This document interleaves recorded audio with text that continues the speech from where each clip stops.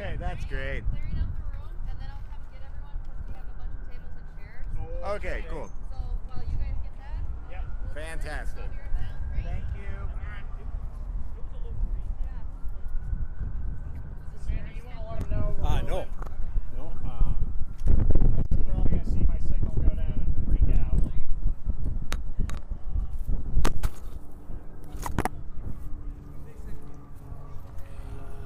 Is this you?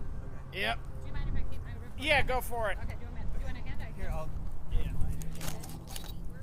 That's So I think I'm going to use this inside here anyway. So. call Mary.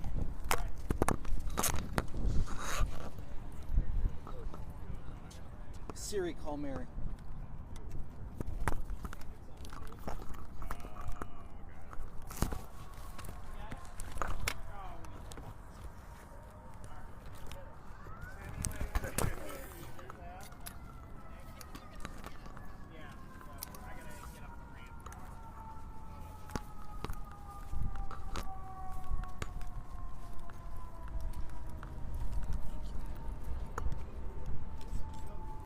Thank you.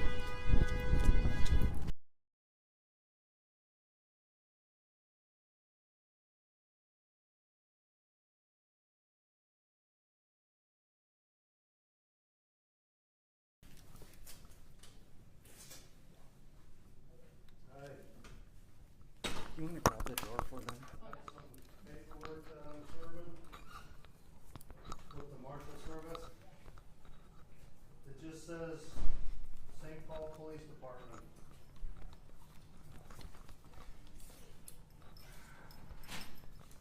Hi. Oh, beautiful. So quick.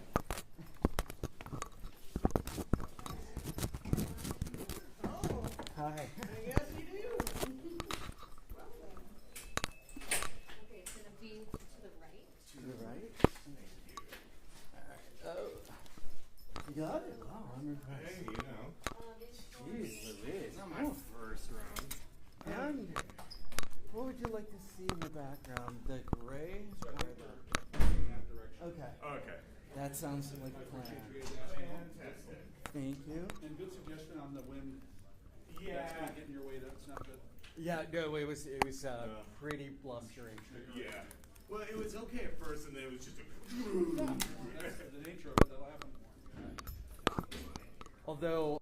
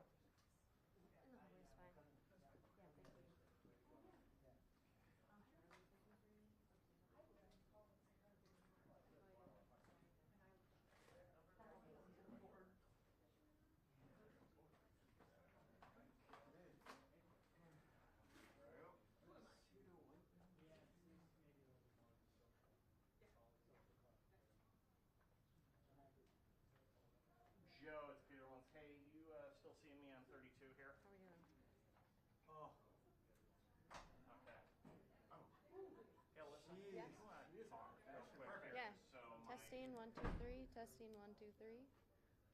Testing 1 2 3. Testing 1 2 3. All right, we got you. Gotcha. You can keep going a little Testing 1 2 3. Testing 1 2 3. bit. Sounds great. Thank you. All right. Nope, that'll do it. Thanks. Bye. I'm pretty quick. I could do my own audio check. I just talk and then just run back real fast. Yeah.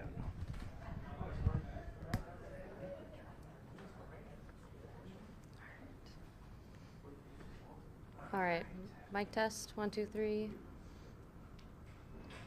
Mic test 1 2 3. Thank you very much. Good? Okay. I'm going to bring everybody in. Okay. Everyone set? Yes.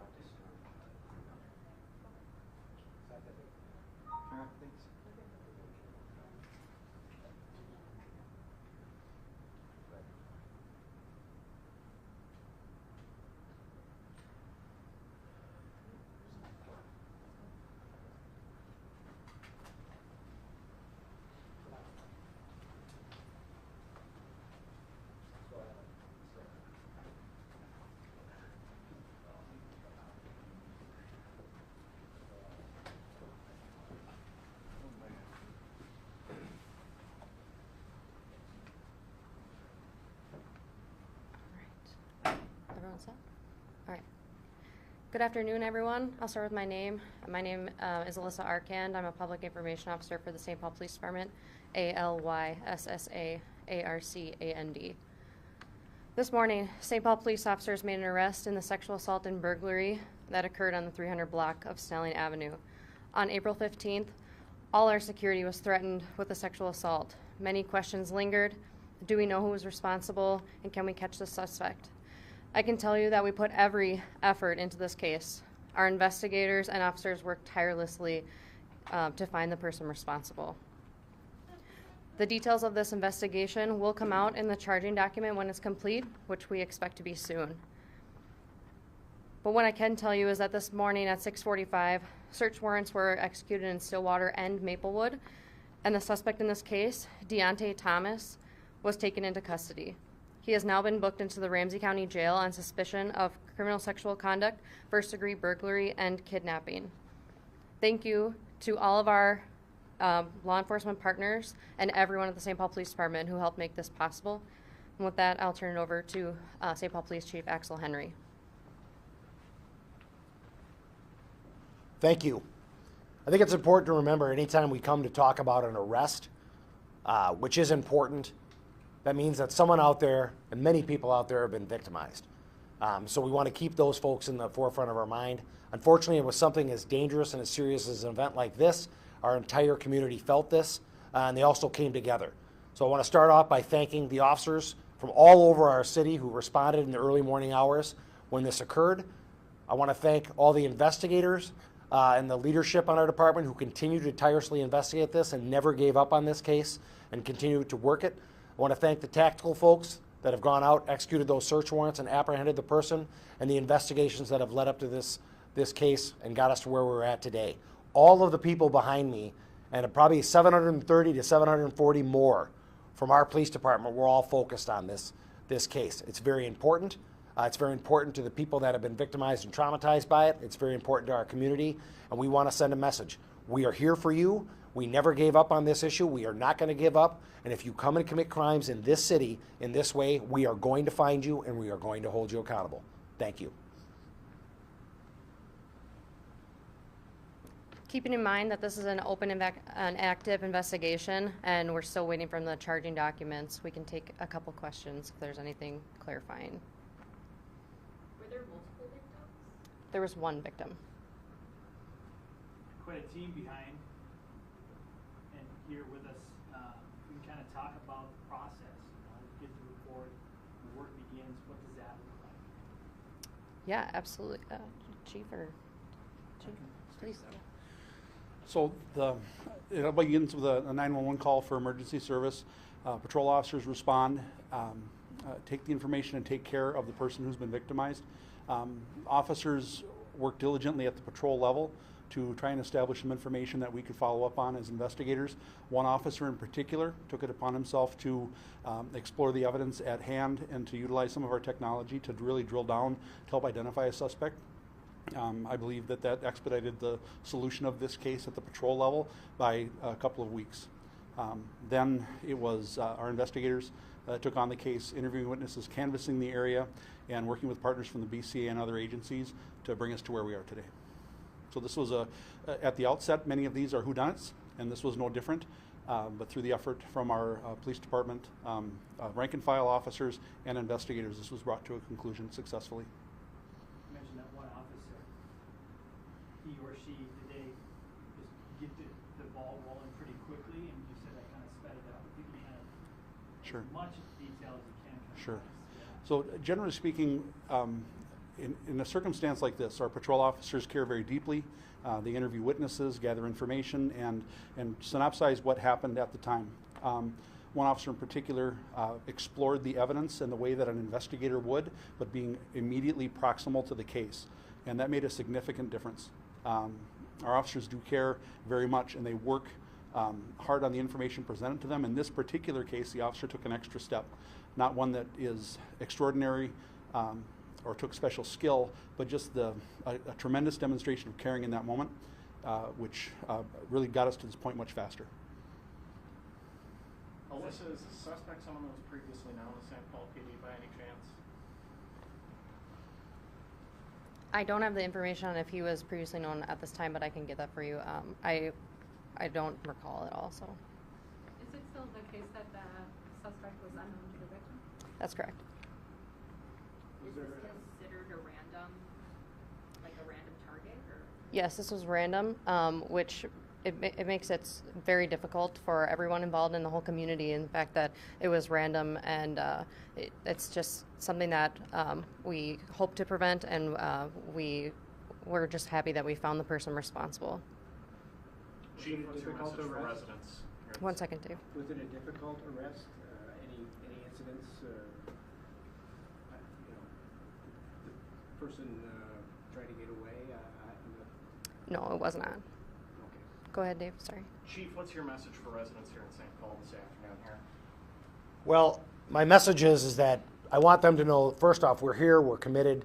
You talk about the officers that work shift work, the level that they care and the level they approach these cases doesn't take a break on those shifts. They're thinking about them on their time off. They come right back to work, they work them. I want the community to know that they are a huge part of that for us. That community came together and made itself safer as we came together as a community and did that. That wasn't the police department saturating that area. The neighbors came together. We as a community came together. We all worked together to make that neighborhood safer. Folks came out, they told us what they saw. They let us know when they didn't see things, which sometimes is just as important to know that someone didn't go down a certain road or a path or that car wasn't in there. But if we work together, we can prevent these in the future. But I also want them to know we are here for you. And if someone is going to commit crimes like this anywhere, we are going to find them and we are going to hold them accountable. Thank you, everybody. Say, is that officer here? You want to call him beyond? He is here, and if he feels comfortable, he'd like to come up. I'll just wave and say hi. He'll just wave and say hi. What you need to know about police officers is that's part of the reason why it's hard to select a chief, because no one really wants to stand here and talk to people on the front of the microphone. You mentioned, Chief, the community and kind of helping in any investigation. In this one particular, how key was it? What kind of impact did they have on the investigation? Well, they always have an impact because we're out canvassing those neighborhoods like they talked about, and they're sharing that information with us. And that starts with a willingness to communicate with us. But secondly, even though the actual incident is concluded, that whole neighborhood's feeling violated. They're feeling traumatized, and they're having great empathy for the folks. And sometimes they don't even know what the nature of the crime is. And so they work with us and we work with them because we are one big community to make sure that we don't let these things over-traumatize us in that way, and we get to get to solving the problem as quickly as possible. And that starts with finding the violators and holding them accountable and making those arrests. What did you do to make the community feel safe after that crime? Well, you know, it started off in a very unusual way in the sense that one of the things we did right away was we had to put a notice out. And that might feel like that's scaring the community, but we have to be safe. We can't take certain kinds of risks. And then we get out, our district chief from the Western District is here, Chief Murphy is right here.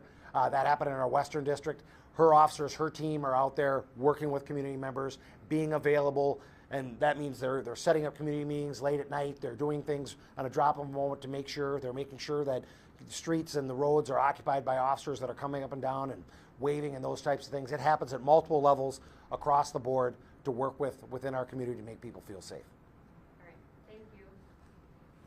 Can we chat with you about the dog? Good job, everybody. Thank you. That'd be great. I didn't introduce myself up front. I'm Deputy Chief of Investigations for St. Paul Police Department. My name is Joshua, Joshua. Last name is Lego, Lego.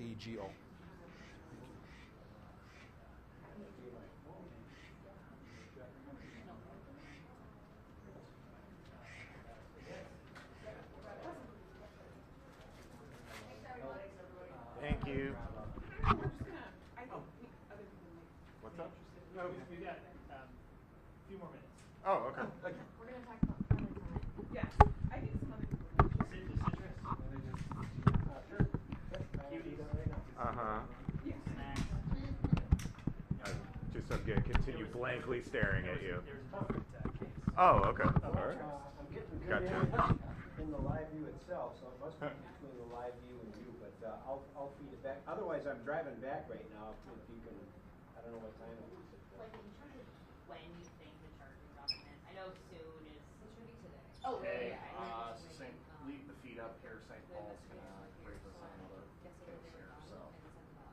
It should be Yep. today. Okay, Yes. okay, got it. Leave the